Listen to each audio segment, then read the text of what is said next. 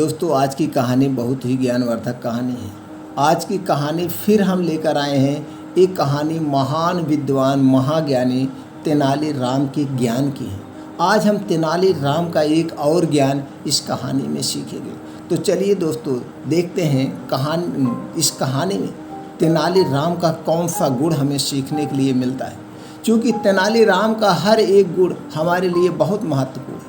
हर एक गुण से, हर एक कहानी से कुछ न कुछ हमें ज़रूर सीख मिलती है। दोस्तों, कहानी के चैनल पर आप सबका बहुत बहुत स्वागत व अभिनंदन है। दोस्तों, चैनल को सब्सक्राइब करें, बेल आइकॉन का बटन ऑन कर दें, जिससे हर एक वीडियो की नोटिफिकेशन आप तक पहुंचती रहे और आप घर में लेटे लेटे हर एक कहानी का आनंद लें और अपना ज्ञान बढ़ाएं। दोस्तों, राधे राधे, जय श्री राम। दोस्तों, तेनालीराम हमेशा जवाब देने के अपने नायाब तरीकों के कारण जाने जाते थे। उनसे कोई भी सवाल पूछा जाए, वह हमेशा एक अलग अंदाज के साथ जवाब देते थे, फिर चाहे वो सवाल उनकी मनपसंद मिठाई का ही क्यों ना हो।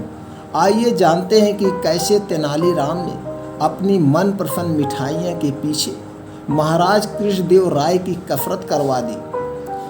सर्दियों की एक दोपहरी महाराज कृष्णदेव राय, पुरोहित और तेनालीराम महल के बगीचे में टहल रहे थे। महाराज बोले, इस बार बहुत गजब की ठंड पड़ रही है।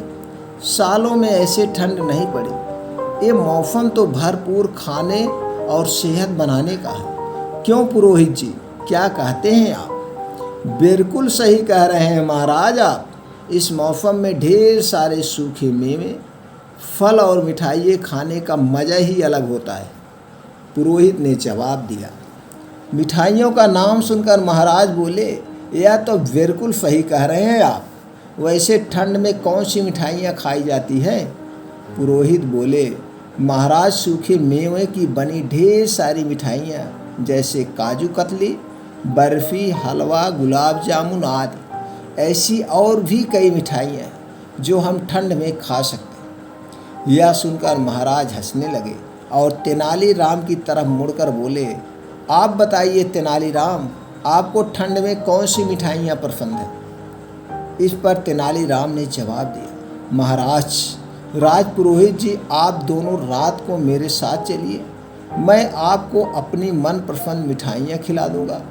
साथ क्यों, आपको जो मिठाइयाँ पसंद हैं हमें बताइए, हम इस महल में ही बनवा देंगे। महाराज ने बोला, नहीं महाराज, वह मिठाइयाँ यहाँ किसी को बनाना नहीं आएगी। आपको मेरे साथ बाहर ही चलना होगा। तेनालीराम ने कहा, चलिए ठीक है, आज रात को खाने के बाद की मिठाइयाँ हम आपकी मनपसंद जगह ही चलकर खाएंगे।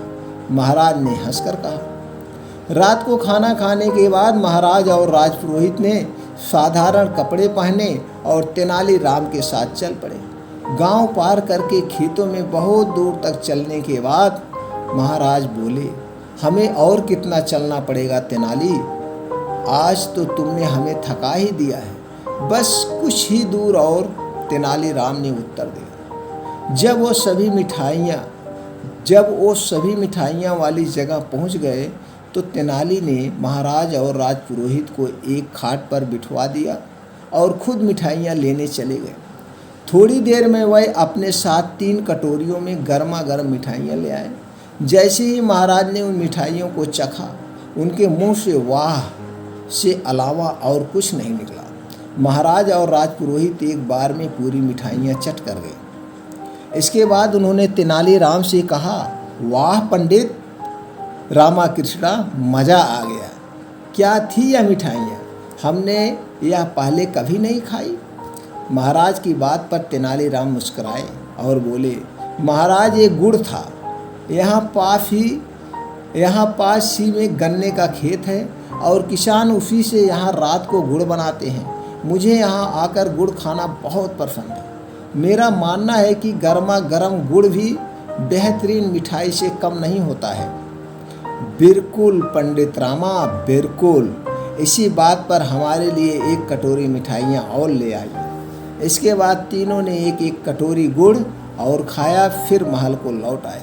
दोस्तों, इस कहानी से हमें क्या सीख मिलती है? यह कहानी हमें सिखाती है कि छोटी छोटी चीज़ों में भी वो खुशियाँ मिल सकती है। जो कई पैसे, जो ढेर सारे पैसे खर्च करने पर भी नहीं मिलते। तो दोस्तों, खुफिया हमारे आस पास है।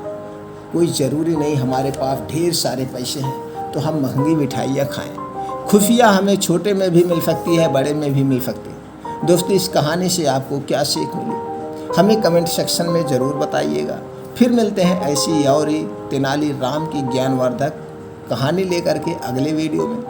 तब तक जाइए आप अपने परिवार के साथ खुश रहिए।